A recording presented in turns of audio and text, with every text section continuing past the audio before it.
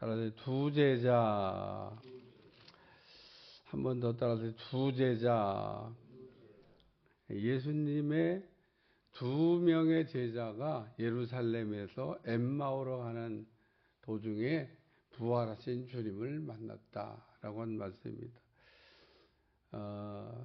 이 엠마오라고 하는 데는 예루살렘에서 꽤 거리가 떨어져 있는 곳입니다. 걸어서는 아마 꽤 걸어가야 될 거리입니다. 차를 타고도 한참 가더라고요. 여기가 엠마오쯤 되는 곳입니다. 라고 지명을 알려주는데 예루살렘에서 한참 차로 벗어나더라고요. 그러니까 뭐 이 두 사람은 걸어갔으니까 한참 걸어갔겠죠. 가기도 참 많이 갔어요. 우리 주님이 부활하신 후에 이 두 제자에게 나타나셔서 지금 그 부활하신 자신을 계시하신 그런 내용에 관한 말씀입니다. 첫 번째 생각한 말씀은 눈이 가리워져 라는 말씀이에요. 여기 그들의 눈이 가리워져 그인 줄 알아보지 못하거늘. 제가 늘 이 본문을 읽을 때마다 참 예수님 제자 맞아 이런 생각이 듭니다. 여러분이 저하고 이렇게 시간을 많이 보냈는데 길에서 다시 만났다고 생각을 하세요? 근데 못 알아봐. 예수님인 줄 목사인 줄 못 알아봐. 그런 일이 어떻게 있을 수 있냐. 근데 지금 그런 일이 일어난 겁니다. 그들의 눈이 가려져 그인 줄 알아보지 못하거나. 그러니까 예수님이 뭐 부활하셨다고 그래서 갑자기 무슨 뭐 모양이 달라진 것도 아닌데 아마 그랬을 거예요. 예수님하고 어쩜 이렇게 닮았냐, 똑같냐, 뭐 비슷하다. 참 세상은 하긴 그래 비슷한 사람도 많지. 속으로 아마 그랬을 거예요. 예수님을 보고도 예수님인지 못 알아보고 닮기는 엄청 닮았다. 어떻게 이렇게 닮은 사람이 있을 수가 있냐? 뭐 이러면서 예수님하고 대화를 하면서 부활하신 예수님이 그 예수님이란 생각을 못 하는 겁니다. 왜 지금 이런 문제가 발생됐냐? 예수님은 십자가에 죽는 것을 보고 내려왔기 때문에. 오늘 이 사람들이 얘기하잖아요. 예루살렘에서 오는 것 같은데 자기들하고 같은 방향으로 좀 가고 있으니까 이 사람도 예루살렘에서 있다가 이제 내려가는. 만약에 반대편에서 왔으면 이렇게 마주쳤겠죠. 그러니까 길이 같아서 같은 방향에서 예루살렘에서 엠마오로 가고 있는 겁니다. 그러니까 얘기하죠. 아니, 예루살렘에서 일어난 일을 당신만 모르냐? 예수님이 십자가에 죽는 사건으로 예루살렘이 막 소동을 했는데 당신은 어째 그런 내용도 모르냐? 그러면서 예수님이 십자가에 달려 죽은 일을. 그러니까 여기 예루살렘에 체류하면서 18절 요즘 거기서 된 일을 혼자만 모르냐. 무슨 일이냐. 예수님이 몰라서 물어보는 게 아니죠. 무슨 일이냐 했더니 예수님에 대해서 얘기하는 거예요. 우리는 이스라엘을 속량할 자라고 바랐는데 그냥 죽었다 그런 얘기입니다. 그러니까 예수님이 속량하시는 분이라고 바랬는데 예수님이 죽으심으로 그냥 끝난다. 속량했다는 생각은 생각을 못하고 그냥 죽었다는 생각만 하는 겁니다. 예수님은 죽으셨다. 끝났다. 이렇게 지금 생각하는 겁니다. 그러니까 예수님은 죽었다고만 생각하니까 부활하신 주님이 생각이 안 되는 겁니다. 또 보면 예수님의 무덤이 비었다는 소식도 들어서 알고 있어요. 그러니까 지금 뭐 예수님 무덤에 비었고 뭐 또 천사들을 만났다고 그러고 뭐 예루살렘에 있었던 이야기를 뭐 다 지금 알고 있는데 그러나 부활하신 주님은 못 알아보고 있다. 왜? 눈이 가리워져서. 우리의 눈은 이렇게 가려질 수가 있습니다. 우리가 눈을 갖고 있다고 다 보는 게 아니에요. 여러분 눈이 열려지시기를 축원합니다. 오늘 우리가 봐야 될 거를 보지 못하고 못 봐야 될 것만 잘 보는 그런 눈을 가지고 우리가 인생을 살아요. 그러니까 오늘 우리의 눈이 가려져 있으면 볼 거가 안 보이는 겁니다. 그래서 눈이 새로워져야 돼요. 저는 팔복에 관한 말씀을 읽으면서 팔복에 이렇게 돼 있어요. 마음이 청결한 자는 복이 있나니 저가 하나님을 볼 것이며. 어떤 목사님한테 어린아이들이 물어봤대요. 하나님을 볼 수 있는 거냐고, 어떻게 보는 거냐고. 그래서 목사님이 제 친구인데 같이 이렇게 동행하면서 나한테 뭐라고 어떻게 설명하지? 딱 생각이 그 말씀이 생각나요. 마음이 청결한 자는 복이 있나니 저가 하나님을 볼 것이며. 그건 원론적인 얘기지. 그 원론적인 얘기지 뭐 그 얘기를. 근데 원론적인 얘기인데 맞는 얘기인 겁니다. 여러분 사람이 눈은 다 똑같이 갖고 있는데 우리의 마음이 청결해지면 성경에 하나님을 봤다고 하는 사람들이 많이 나오잖아요. 하나님 만난 사람도 많이 나오고. 오늘 하나님을 만난 사람, 하나님을 본 사람, 인생이 변합니다. 사도 바울이 다메섹에서 우리 예수님을 만나지 못했더라면, 예수님을 보지 못했더라면 어떻게 됐을까? 그러면은 그렇게 그냥 살다가 인생을 마감했겠죠.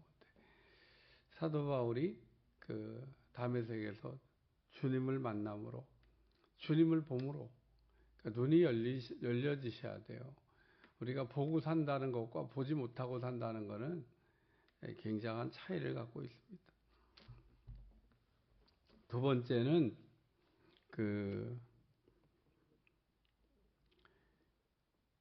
모세와 모든 선지자의 글로 시작하여 모든 성경에 쓴 바 자기에 관한 것 자세히 설명하시니, 제가 27절을 읽었어요. 자세히 설명하시니라는 말씀이에요. 자세히 설명하시니. 이 27절에 있는 말씀은 예수님께서 마태복음을 다 설명했다고 생각하시면 될 것 같아요. 그냥 마태복음을 딱 생각하시면 됩니다. 예수님이 지금 요 내용, 요 한 절로 되어 있지만 요 내용을 설명하려면 마태가 기록한 마태복음의 그 내용과 이하동문입니다. 똑같아. 이 지금 27절에 있는 예수님이 가르친 내용이 마태복음이에요. 마태복음. 마태가 이렇게 했으니까 예수님이 두 제자에게 구약의 예언을 인용해 가면서 예수님이 어떤 분인지를 이렇게 증명했으니까 예수님이 그렇게 하셨다는 얘기를 지금 써놓은 겁니다. 마태가 마태복음을 기록한 방식과 똑같은 방식으로 예수님이 자신을 설명하셨다는 겁니다.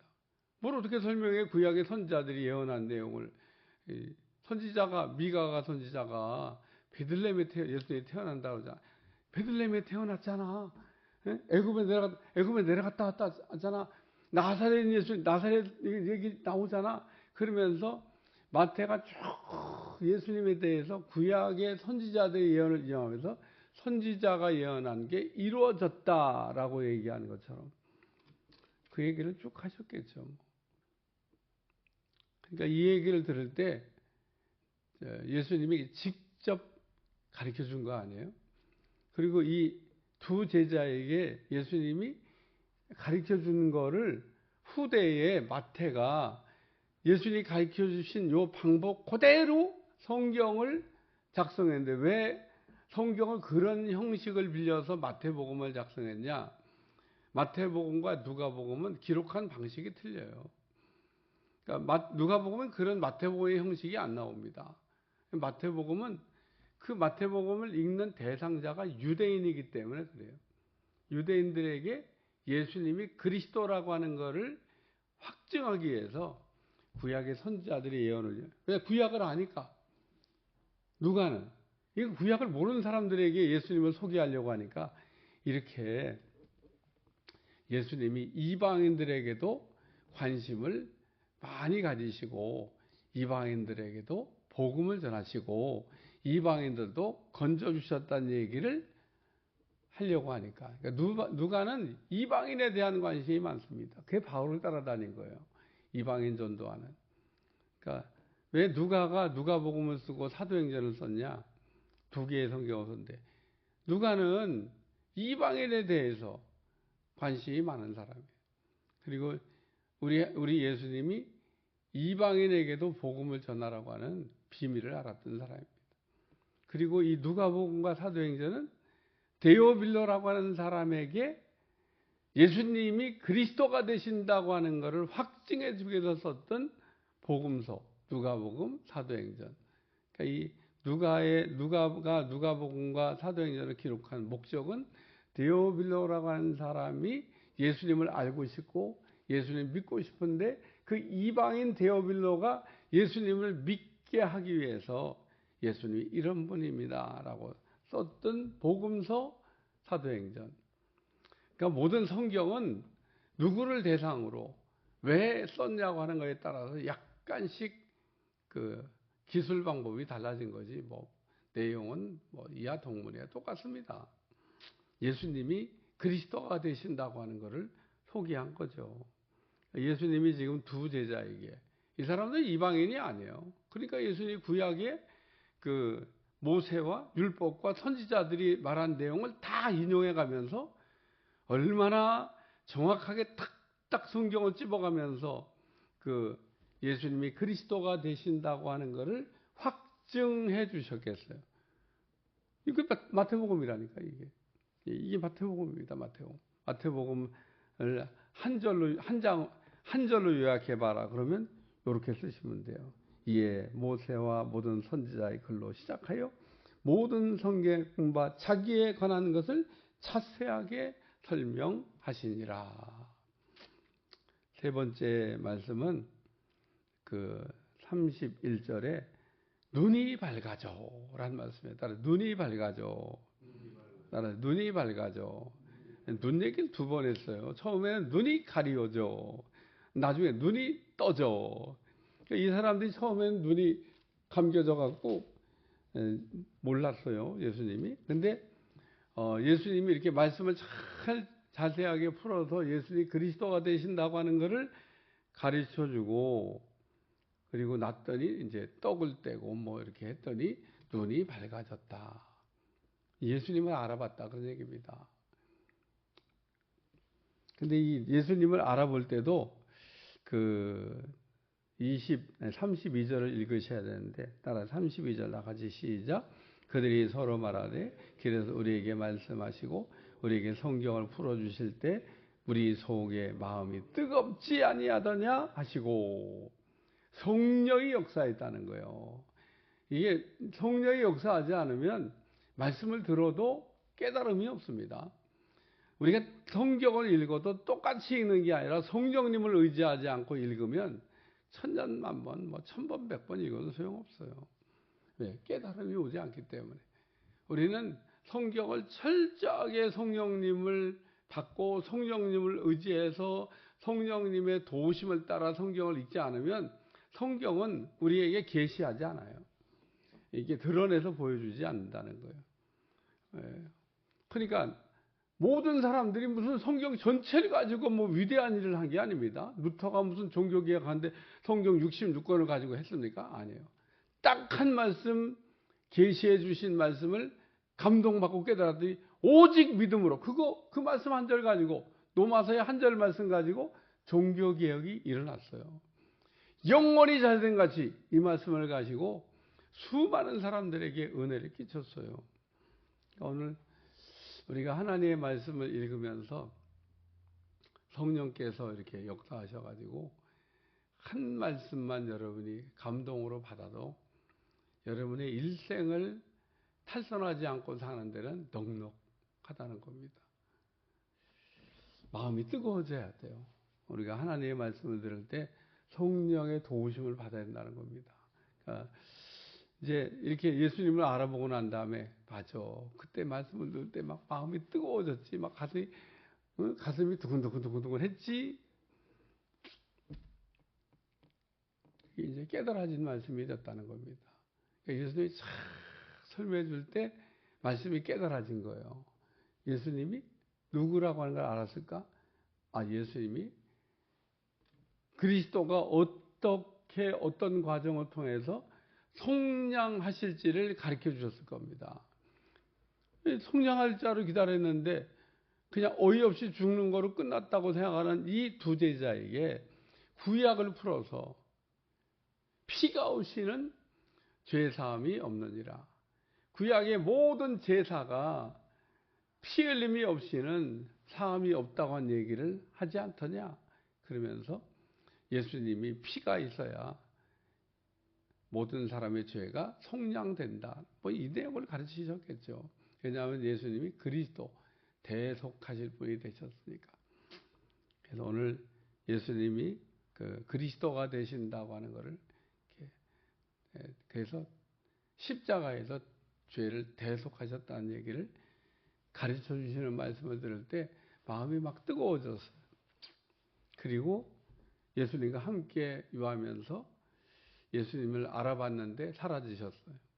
예수님이 알아봤는데 예수님은 그들에게 보이지 아니하더라. 그러니까 부활하신 주님이 막달라 마리아에게도 나타나지만 이스라엘의 속량을 기다리고 있던 두 제자에게도 나타나서 그 십자가의 죽으심과 부활을 친히 경험하게 했다. 그래서 이제 돌아가 가지고 주께서 과연 살아나시고 시몬에게도 보이셨다는 두 사람도 길에서 된 일과 예수께서 떡을 떼심으로 자기들에게 알려지신 것, 부활하신 주님을 이렇게 본 것을 이야기를 했다. 그래서 이 사람들이 다시 돌아갔어요. 그게 중요합니다. 예루살렘에서 엠마오로 내려가다가 방향이 돌아섰어요. 다시 예루살렘 올라왔습니다. 오늘 예루살렘에 들어가 보니 곧 그때로 일어나 예루살렘에 들어가 보니 그러니까 이 사람들이 예루살렘에서 엠마오로 가다가 다시 또 부활하신 주님을 만나고 예루살렘으로 올라와서 거기에 있는 이제 믿는 사람들한테 우리가 길에서 부활하신 주님을 만났다. 그러니까 이 예수님이 부활하시고 그냥 몰래 숨어 다니면서 무슨 들킬까봐 누가 볼까봐. 근데 부활하신 주님의 특징은 불신자에게는 안 나타났다는 겁니다. 믿는 자들에게만 나타났어요. 믿는 자들에게. 부활하신 주님이 불신자들에게는 자기를 계시하지 않고 믿지도 않는데 뭘 보여주셔요. 그러니까 믿는 자들에게만 막달라 마리아, 또 11제자, 500명 무리, 그리고 또 엠마오로 내려간 두 제자 등등등 해서 믿는 자들에게 나타나셔서 자신을 계시하시고 보여주셨다. 오늘 우리가 이렇게 본다고 하는 거 굉장히 중요한 의미를 갖고 있습니다. 기도하겠습니다. 하나님, 오늘도 엠마오로 내려가다가 다시 돌아온 두 제자처럼 우리가 십자가만 바라보지 않게 하시고 부활하신 주님을 바라보고 승리할 수 있도록 축복해 주옵소서. 예수님의 이름으로 간절히 기도하옵나이다. 아멘.